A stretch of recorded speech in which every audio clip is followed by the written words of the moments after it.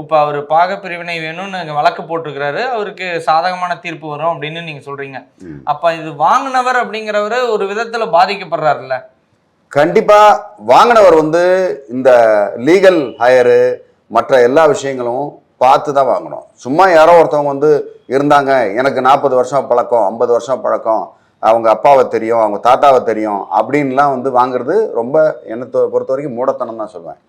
பக்காவா ஒரு லாயர்கிட்ட கொடுத்து, அதாவது என்ரோல்டு அட்வொகேட்டுக்கிட்ட கொடுத்து, இதை ஒரு பகுதியாக பிரித்து இது வந்து யாராருக்கு இது பாகம் உண்டு அப்படின்றத பார்த்து அந்த பாகத்தினை வச்சு அதை பேஸ் பண்ணி தான் இவங்க வந்து சேல் டீடை போட முடியும். அதை தவிர்த்து இந்த மாதிரி அறகுறையாக செய்கிறது எப்போதுமே வம்பு வழக்கில் தான் போய் நிற்கும்.